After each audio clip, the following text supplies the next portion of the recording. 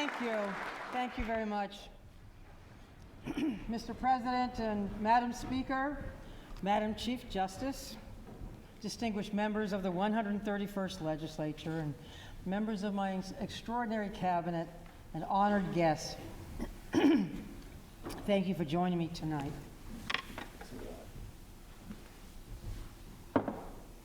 I'm pleased to be joined also by the constitutional officers of our state and by the members of my cabinet, as I mentioned, including Major General Douglas Farnham, who is retiring next month, and Brigadier General Diane Dunn, soon to become the first woman Commissioner of Veterans and Emergency Management. Thank you for being here.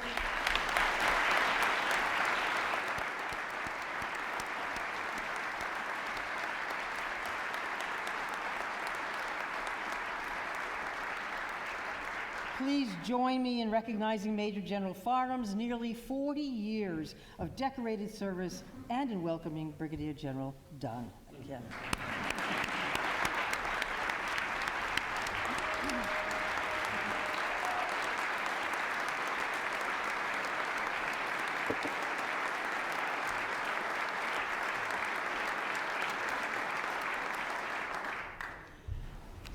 I'm also joined tonight by members of my family, including my daughter Tammy and my sister Dr. Dora Mills and her children Anthony and Julia, and my brothers Peter and Paul. Tonight we're sadly missing my brother David, who passed away last Friday, and I honor him tonight in my thoughts. My approach to the state of the state this year is a little unorthodox and a departure from those of the past. A change from the tradition in which the Chief Justice stands and before you to discuss a series of high-profile issues, challenges, and opportunities. But a State of the State address, true to its storied purpose, must be a reflection of the times.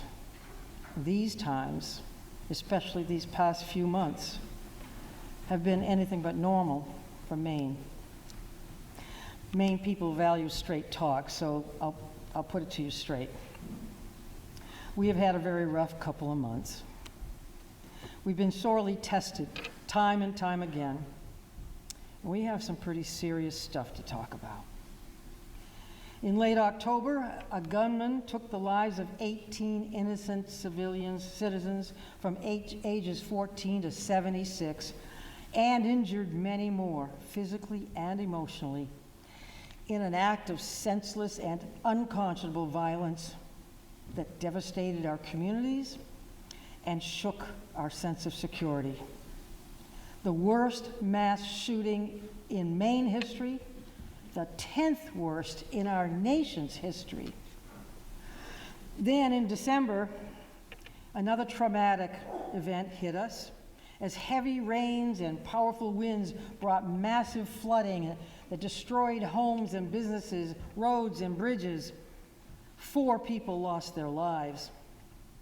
And in January, 2 more violent storms caused some of the highest tides ever, which swept fish houses into the sea and kicked pilings out from under once sturdy piers, broke dunes and breakwaters, chewed up roads and seawalls, wiped storekeepers dry of stock, and changed the very landscape of our coast.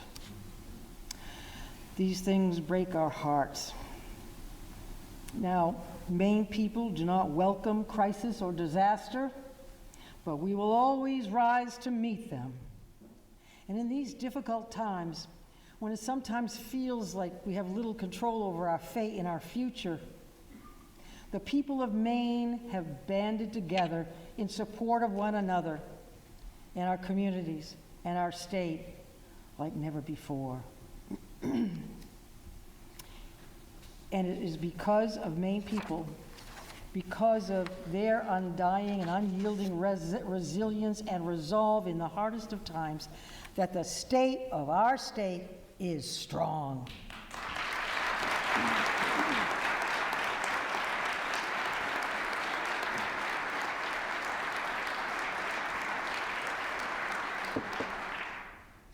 And it is because of you, the people of Maine, that I am more confident than ever before in the future of our state and in our ability to prepare for and overcome whatever challenges the future has in store. What gives me cause for such optimism in the face of such loss and hardship? Look no further than the simple acts of kindness, compassion, and generosity demonstrated by people across Maine in the wake of these recent storms. When Doug Hartkoff's dairy barn in Albion was destroyed by powerful winds, his neighbors brought all his cows to safety and shelter. When the fishing boat, the Tara Lynn II, ran aground on the rocks of Cape Elizabeth at the height of the storm, fire and rescue crews braved those rough seas twice in the middle of the night to rescue all 4 people on board. And when the storms in January threatened to toss J.O. Brown's boatyard into the sea, that fixture that has withstood storms since 1855, this whole community stepped up to save it, young and old, friends and family. And when the storm receded and the boatyard still stood strong and tall, owner Foy Brown said, "It worked." He said, "It worked because the whole town turned out for us." Yep, that's what Maine people do. We take care of each other. We roll up our sleeves and we rebuild. With help from the federal government and the support of this legislature, and with the ingenuity and grit that are the hallmarks of Maine people, we will rebuild stronger than ever. Like other states, also feeling the brunt of extreme weather events, Maine is not safe from climate change. We know more storms will come, and make no mistake about it. It is climate change that is causing storms to be more frequent, more intense, and more devastating. The ocean is warming, the sea is rising, the winds are wilder. We no longer know the storms and winters of yesterday, because when we burn fossil fuels like gasoline, oil, and natural gas, we expel harmful greenhouse gases into the atmosphere. And those gases envelop our planet, trap heat and moisture that melts the ancient glaciers, raises sea levels, and increases global temperatures. The scientists know this. The meteorologists know this. Farmers, fishermen, foresters know this. Our sportsmen know this. Our kids know this. We all know this now. We will address climate change in the long term by investing in clean energy, by weatherizing homes and businesses, by expanding our state's network of EV chargers, and by advancing cleaner and more efficient technologies like heat pumps, while also creating good-paying, green-collar jobs. And informed by the work of the Maine Climate Council, those scientists, citizens, business leaders, and state and local officials, we lead the nation in many of these respects. In fact, we've exceeded our original goal for installing heat pumps, and we've set a new, more ambitious goal. And as a result of our clean energy initiatives, we're seeing significant capital investments in this state that are creating new jobs and new businesses. We have the fastest growing clean energy economy in all of New England. We must and we will continue to address climate change in the long term for the health of our people, the health of our environment, the health of our economy. But we've got to take immediate steps right now to make our towns, homes, and businesses more resilient to climate change and these awful storms. Thankfully, we've laid the groundwork for how we do that. In 2021, with the support of the Maine Climate Council, we organized the Community Resilience Partnership, which helps communities plan for the impacts of climate change. 175 cities, towns, and tribal governments have taken part in this voluntary program. And we awarded more than $6 million to them. One of those communities is Rockland, a city that was hard hit by the recent storms, as you know.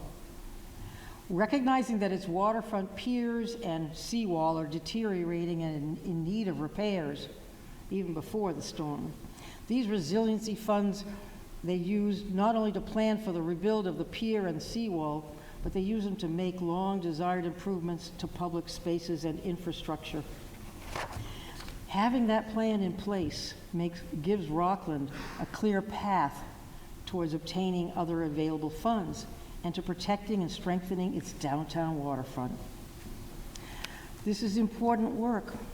Cities and towns across Maine are on the front lines of climate change, and these recent storms underscore the importance of fortifying them in the long term.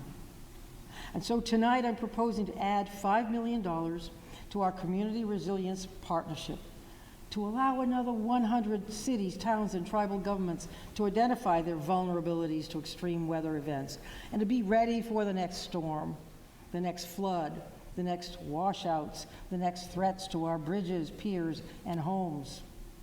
Let's give them the tools to continue this desperately needed work. And let's turn those plans into action. In 2021, we created the Maine Infrastructure Adaptation Fund that provides grants to municipalities, tribal governments, and others to improve infrastructure that is vulnerable to flooding or rising sea levels and other weather events. Exactly the type of upgrades that will help communities better withstand the type of storms we're seeing now. For example, in Kennebunkport, the town is using a grant to raise the road that leads to Bickford Island and the utilities underneath it, and to improve stormwater runoff in order to mitigate the impacts of flooding, prevent road closures, reduce disruption for commercial fishermen, and the need for costly repairs. And in Winslow, they're replacing stormwater structures with larger ones that will handle more water to reduce the risk of flooding and property damage. These are common sense projects that will strengthen our resiliency in the long run.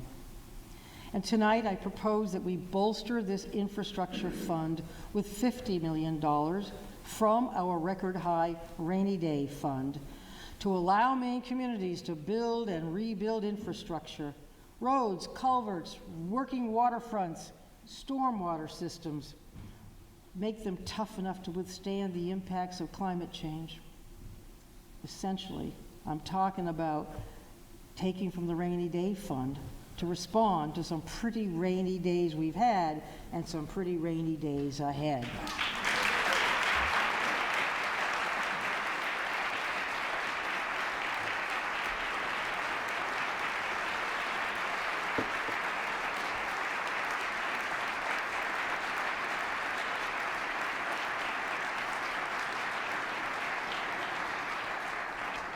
At the same time, we will seek every available federal dollar for disaster assistance and resiliency. But the sooner we pass the supplemental budget, the sooner we can get state funds to contractors and fishermen and towns to get things up and running once again before the height of fishing season. It's urgent.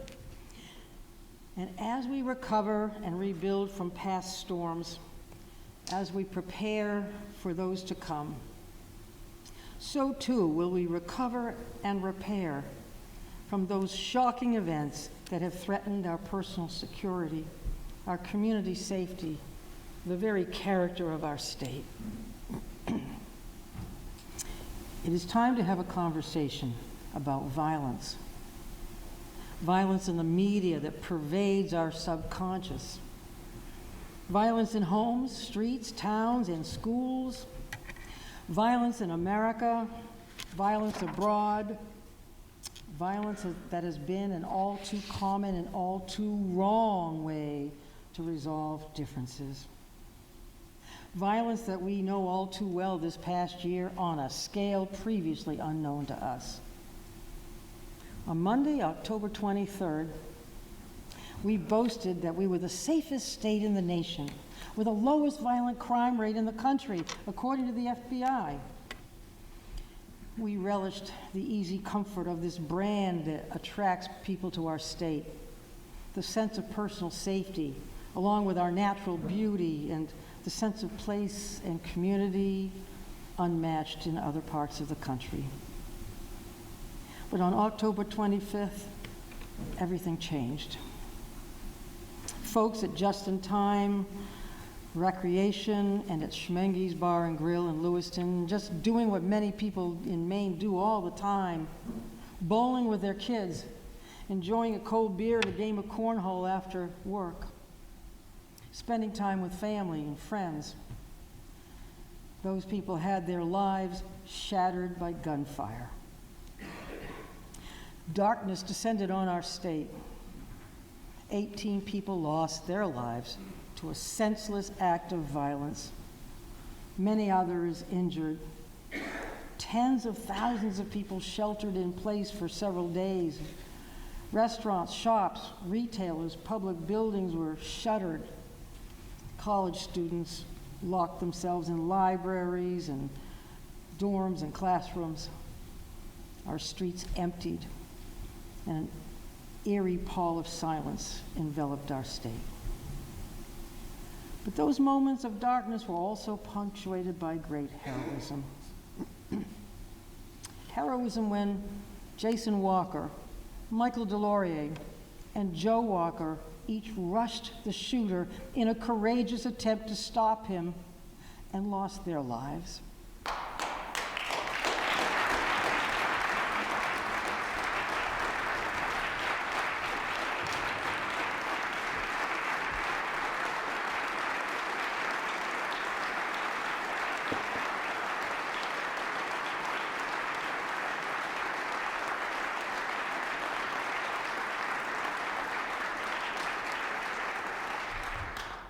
Or when Tom Ghiberti instinctively ushered a group of children out the back door of that bowling alley, getting shot himself 7 times in the legs while saving those young lives. Or when someone still unknown turned the lights off at Schmenge's to obscure the shooter's vision. Thank God.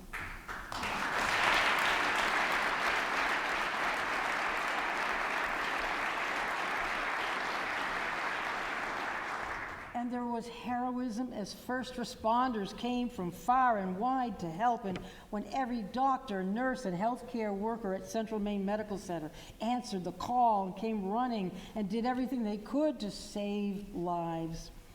And when ASL interpreters from near and far, though reeling from the loss of 4 of their own, stepped up in their own moment of grief to ensure that crucial information was delivered to those who are deaf and hard of hearing, and so many more.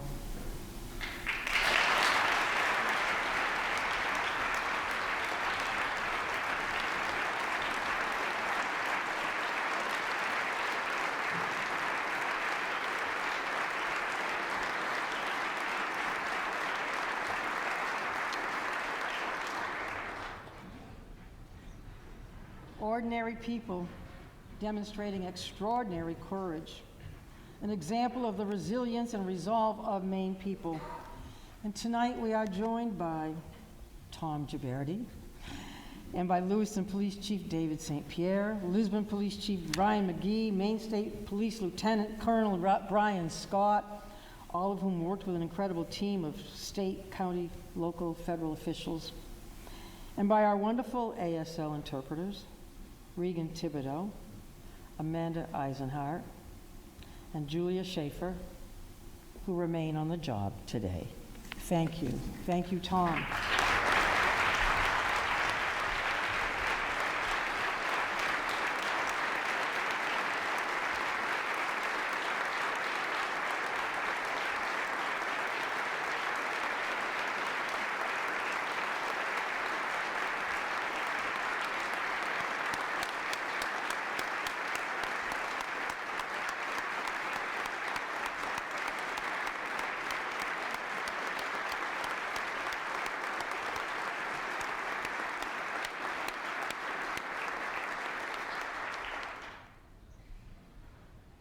Another fact about Tom Ghiberti is he was the state senior candlepin bowling champion in 2022. Just put the icing on the cake. Tonight we acknowledge all of them, recognizing their heroism and that of their loved ones, and in honoring the memories of those we lost. Please know that Maine people are standing by your side, offering what comfort we can in a moment of immeasurable pain. Though we know that the pain and hardship of October's tragedy will last a lifetime. And in recognition of that, I propose that we create a fund similar to the one they created in Virginia last year to cover the medical needs, the health needs of those injured last October long into the future. And I propose that we capitalize it with an initial investment of $5 million. We know the road to healing will be long, but we will help you walk it.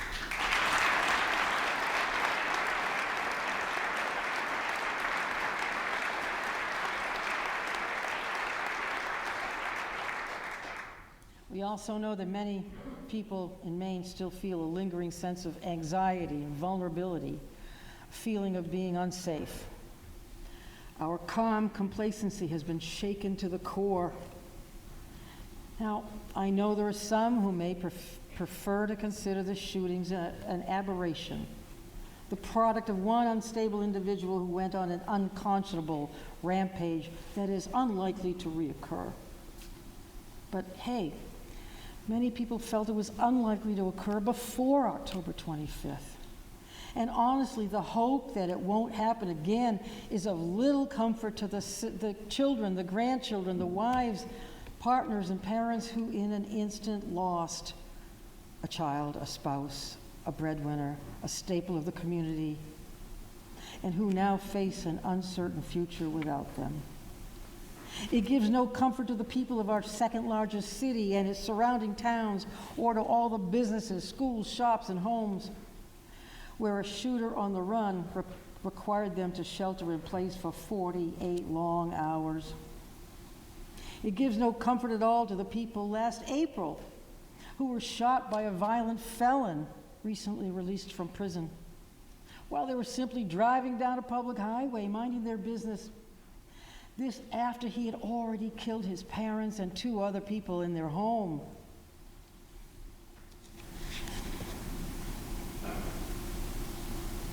It gives no comfort to the families who have lost loved ones to the tragedy of suicide or domestic violence. Yes, we're different than other states, but violence is here. It does exist here in the state of Maine.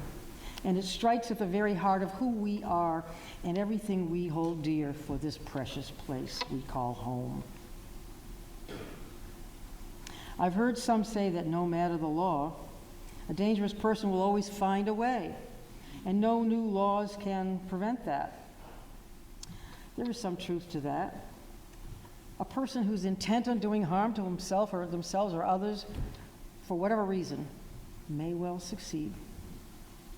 But boy, the idea that we shouldn't make laws, change policies just because they'll be broken, creates a cynical attitude that certain bad things are just inevitable. We can't do anything about it. I, for one, refuse to give in to that idea, and I refuse to let it stop us from taking action. Some have said, well, it's really just a mental health issue, that we just need to fix our behavioral health system, and this violence will end. Well, certainly there may be people with mental health issues who commit violent crimes, but the vast majority of people with those issues do not commit violent crimes. And it would be wrong to stereotype anyone who has mental health problems as a potentially violent individual. I've heard others say that we should not do anything until the independent commission finishes its work. Well, they're right that the findings of that commission may very well result in conclusions that need a policy remedy, and we will welcome the commission's conclusions when they're ready. but fixing our laws to address a single attack does nothing to anticipate those other acts of violence which we might, with wise actions, prevent. Actions which might also restore our sense of personal safety. Actions whose time, I believe, has come. Because for the sake of the communities, individuals, and families now suffering immeasurable pain, for the sake of our state, doing nothing is not an option.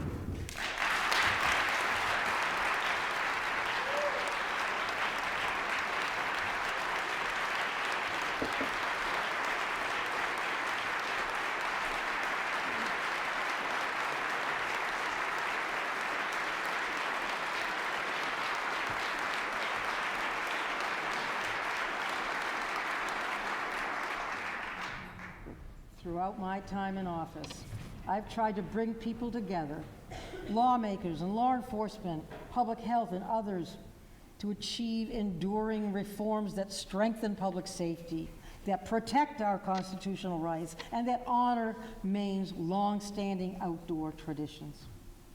And you, on a bipartisan basis, have agreed. Together, we've enacted laws that allow judges to remove weapons from people under domestic violence orders. Laws to ensure that survivors of domestic violence are notified if their abuser tries to buy a firearm. Penalties for straw purchases of firearms. Incentives for the safe storage of firearms. Funding for the Maine School Safety Center to help make our schools safe. And an extreme risk protection law to remove weapons from someone who's a danger to themselves or to others, with appropriate due process protections. These common sense measures were not easy to achieve. They were the product of great discussion and debate, but together we got them done. And to me, they are the type of pragmatic and responsible solutions that we can also achieve this session. In recent months, my office has talked with Republican and Democratic lawmakers and people and organizations across Maine, listening to ideas and concerns and trying to develop a balanced approach to this difficult issue. What I heard from folks all across the state is that they recognize the problem of gun violence. They see it in acts of domestic violence, of suicide, and mass shootings. And each person had ideas about what we could do to address the problem, and each of those ideas was different. But what was not different, what was largely agreed upon, was an overarching belief that violence prevention is important, that we have to strengthen our mental health system, and that dangerous people should not have access to firearms. So out of those discussions, tonight I'm announcing that I will be filing legislation to address these three major areas of concern.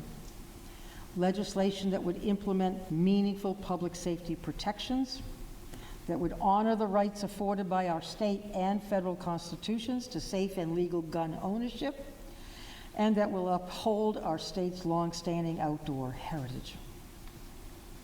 First, let's talk about prevention. Many states have programs that approach the issue of violence through the broader lens of public health in order to understand and address long-term trends. Maine is not one of those states, and I'd like to do something to change that. Right now, data about violent injuries and deaths is kept separately in police reports, medical examiner files, vital records, emergency department records. Those things are not easy to understand and analyze. So tonight I propose we establish an injury and violence prevention program at the Maine CDC as a central hub to bring together all this information already collected by diverse entities and sectors like healthcare, education, social services, criminal justice agencies. Bringing together these data that will allow us to identify patterns to inform public health and prevention measures to reduce suicides and homicides in Maine. Now, Let's do a better job at preventing violence to begin with and make Maine a safer state. Now let's talk about mental health. As I mentioned earlier, Maine, with almost unanimous bipartisan support, enacted an extreme risk protection law that allows a court to order the removal of dangerous weapons from an individual determined by a mental health professional to be a risk to themselves or others. Law enforcement first must take a person into protective custody, at which point they undergo a mental health evaluation, and a judge issues a decision on whether to temporarily remove their weapons. This law has come under some scrutiny since the Lewiston shooting, which is appropriate. It's always right to question whether our laws are adequately serving their intended purpose, and whether more, if anything, can be done to change or strengthen them. For example, some have questioned the necessity of a mental health assessment, suggesting that it's an unnecessary hurdle that only makes the removal of weapons more difficult. But I believe that the mental health assessment strengthens our law, protects due process rights, and makes it less subject to being struck down if anyone were to challenge it. It also serves as a doorway to mental health services that might not otherwise be available to that person. So this law has been used 94 times in the past 97 days since October 25th. About once a day since the shooting in Lewiston, in courts all over the state, every county. About 15 times more often than it was used the 2.5, 3 years before that, when it was first implemented. The law is being used, and it is working. It's not to say that we shouldn't or can't strengthen the law. For example, we know that even with the progress we've made in recent years to expand behavioral health services, access to those services still can be a serious struggle. I want to expand behavioral health services, particularly for those in crisis. So I propose that we establish a network of crisis receiving centers across Maine so that any person suffering a mental health crisis can get prompt and appropriate care instead of being alone or languishing in an emergency department or a jail, as is too often the case. And I want to establish the next receiving center in Lewiston, which I will fund.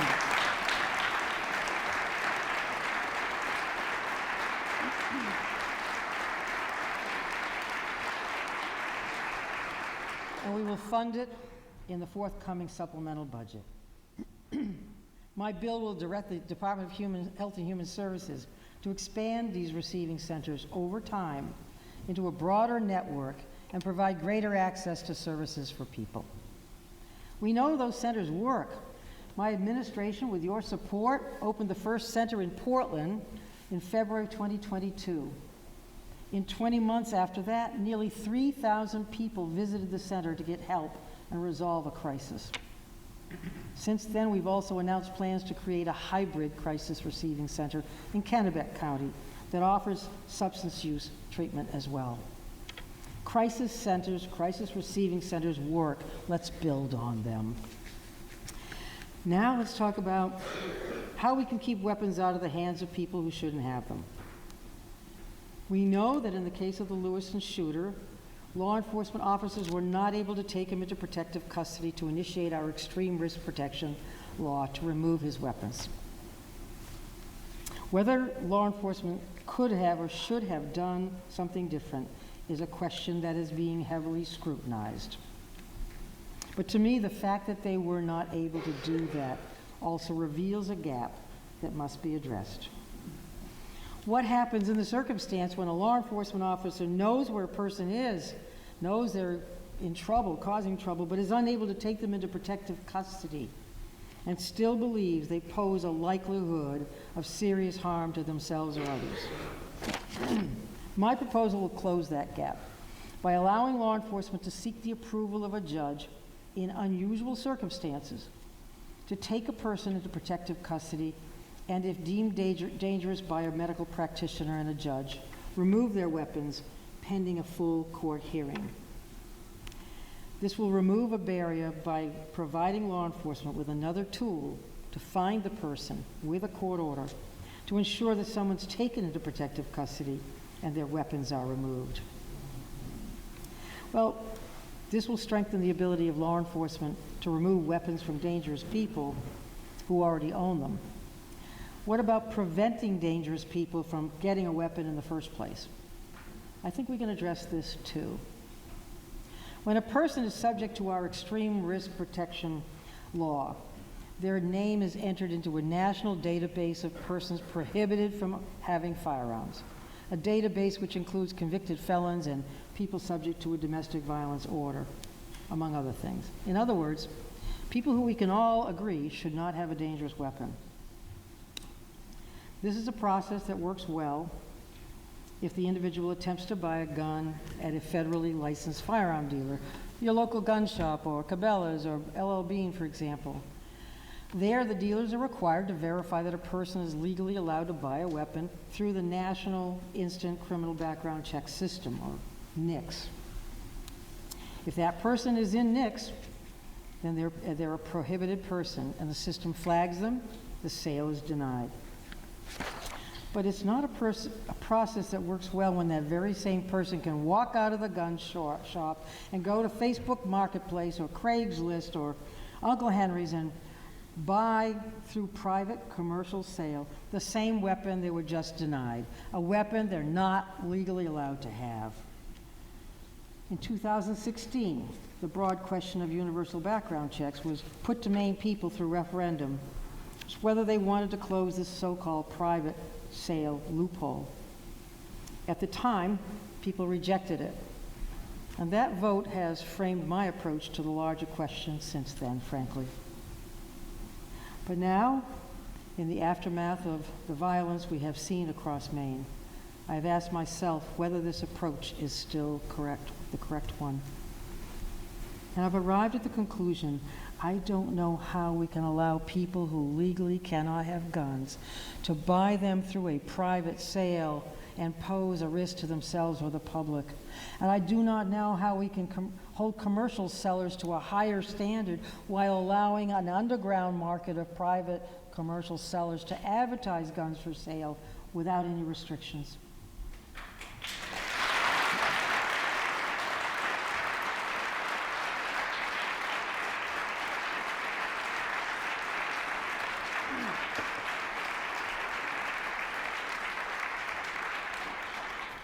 In my conversations with Maine people, I believe they agree.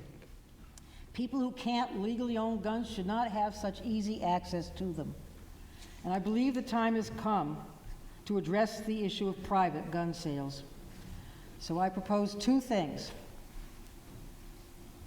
One, that we require any sale of a firearm that is advertised, whether through Facebook, Craigslist, Uncle Henry's, a gun show, or other means, require them to be checked against the NICS system, the same system used by licensed firearms dealers.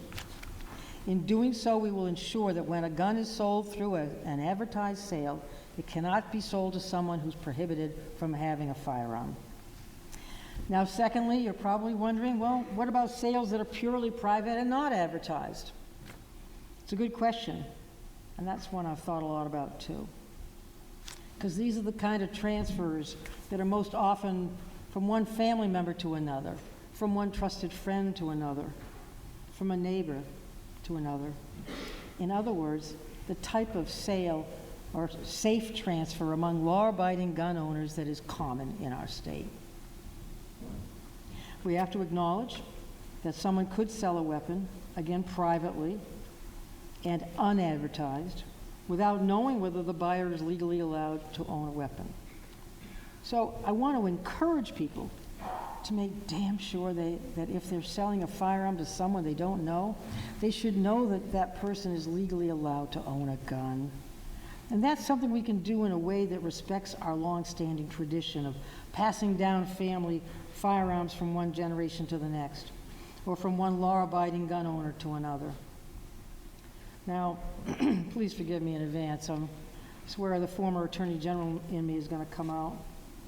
I know you're all surprised. But right now, it's a crime in Maine, a misdemeanor, for someone to intentionally or knowingly sell a firearm to someone who's a prohibited person. Intentionally or knowingly. Well, a lot's riding on whether or not you actually know. I don't think that's quite the right approach. It's too loose a standard. Because the bottom line is you should know, and most gun owners would want to know. It's common sense. It's the right thing to do. So let's change our law a bit to reflect that.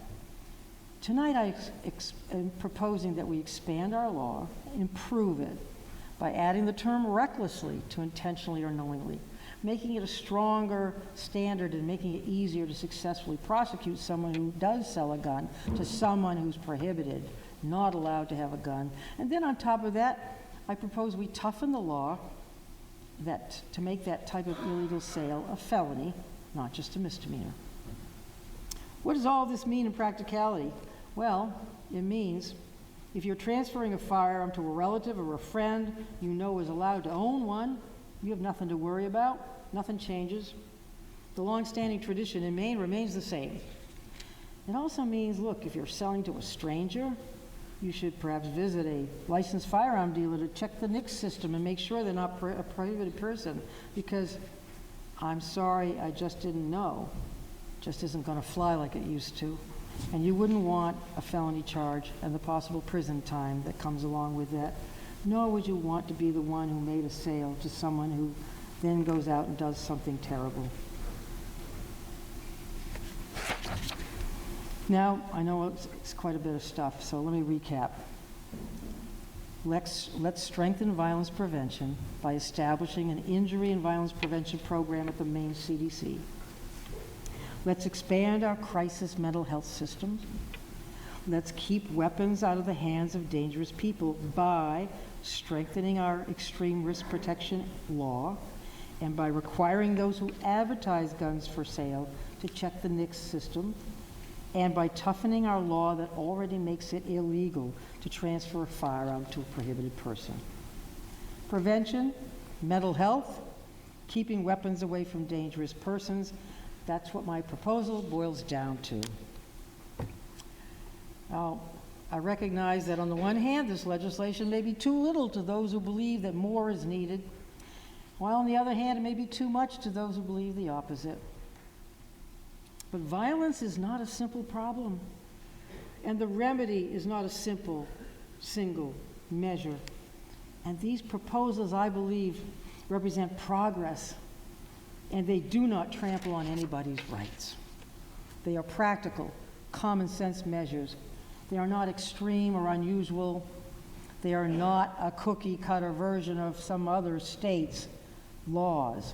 They are Maine-made and true to our culture and our long-standing traditions while meeting today's needs.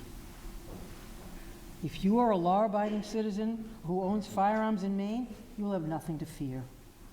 If you're a collector of firearms in Maine, you have nothing to fear. If you like to hunt in Maine, deer, bear, duck, pheasant, coyotes, you have nothing to fear. And if you're a 14-year-old boy bowling with your dad on a weeknight in Lewiston, you too should have nothing to fear.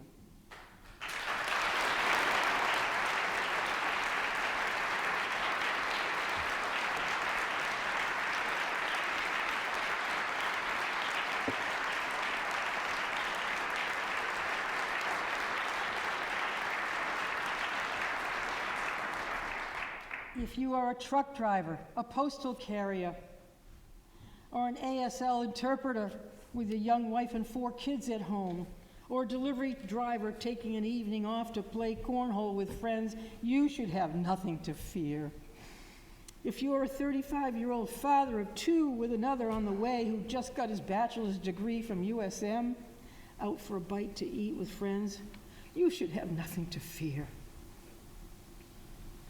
Over the last few months, I've been to too many funerals, expressing your condolences for all of you, to the loved ones of too many lost too soon. And I've sat with myself and my own conscience reflecting upon what is right for Maine in the wake of Lewiston and of Bodenham, and of the tragedies of suicide and domestic violence that are all too prevalent in our society. I hope that you too, as elected officials of the people, will do the same, reflecting not only on what you may think is right or best, but on what those who disagree with you believe is best as well. The issue of guns in America is so often marred with acrimony and divisiveness,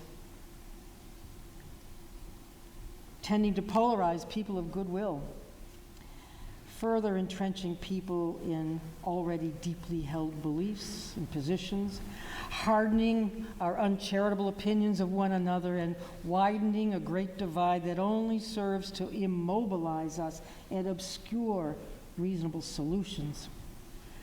Let us not lose our way in the vitriol and heated rhetoric that too often accompanies these debates. Let us have substantive, respectful, vigorous discussions and arrive at solutions that work for our state, for our people. It's worth doing for the victims of yesterday's horrors, for the survivors of today, and the vulnerable of tomorrow. It is worth doing for Ron Moran, for Peyton Brewer Ross, for Josh Seal, Brian McFarling, Joe Walker, Arthur Strout, Max Hathaway, Steve Vozella, Thomas Ryan Conrad, Michael Delorier II, Jason Walker, Tricia Aslin, William Young, Aaron Young, Bob Violet, Lucy Violet, Billy Brackett, Keith McNear. And for Cynthia Eaton and David Eaton and Robert Eager, Patricia Eager. For the people who took their own lives and those who were killed by an abuser. For the family and friends who now have to live with the unimaginable pain that comes from losing a loved one to violence. And for anyone who survived that violence but who can never fully heal. We have a lot of work to do in this body, creating and debating proposals that are balanced and measured with care, with dignity, but it is worthwhile because one of the fundamental obligations of government is to keep people safe. As I close, I cannot escape the troubling fact that violence has become all too common in our culture. Acts of brutality, cruelty, and anger are glorified and normalized in video games, TV shows, films, and social media. Acts that reduce our humanity, that leave us angry and bitter towards one another. Acts that are part of a culture that too often promotes violence as a way to address but never really resolve differences. As a society, we've got to consider how we can reject the vitriol that too often consumes us, how we can tune out the rhetoric of rage, how we can recognize the humanity and dignity of others through our own eyes, and how we can lead with grace, compassion, and understanding in our own private and public lives. We can't legislate all of this. Instead, I think the true solution lies in our hearts, in the lessons we impart to our children, in our daily interactions with each other, in our spiritual faith as a people who, despite many differences, truly have more in common than we know. We who walk this same earth, breathe this same air, striving for purpose, happiness, the chance to love and be loved, to be safe, and perhaps to make just a small positive difference in our short, blessed time on this earth. My friends, we cannot this month, this spring, alone, heal every damaged heart or broken life or pretend that we are immune from acts that tear us apart. Nor can we repair every broken brick of every damaged bridge, replace every washed-out culvert, reweave our wooden wharfs, or reimagine the contours of our coast in a single moment. We will never forget Lewiston, but neither will we let October 25th define us. We have to embrace each other and believe in each other every day. We are still a civil, safe, and welcoming state with a backbone as strong as Katahdin. We are who we always have been, a people with a deep and abiding sense of right and wrong, determined to look out for one another, knowing how very lucky we are to live in this beautiful state. And so we will repair this scar of violence on our communal soul, just as we rebuild our wharves, beaches, and bridges with a cohesive will and a consciousness of the future. As we fortify our state against the ravages of unpredictable storms and the predictability of climate change, so will we restore and strengthen our sense of personal security and collective safety based on the principles of the Golden Rule, protecting others as we would protect ourselves in our state and in our nation. And fundamentally, we will continue to look within ourselves and to each other for the confidence, courage, and compassion to face the future, to weather things we've never weathered before, to defeat the dangers of today and prevent the disasters of tomorrow as we replenish our souls and renew our indomitable sense of hope. One people made up of many, with one purpose, one broad vision, to be the best we can for ourselves, for our family, for each other, and for our state. I know that we can because we are, all of us, the people of the great state of Maine. And the state of our people is good. The state of our state is strong. And as always, it is a privilege and honor to serve as your governor. Thank you.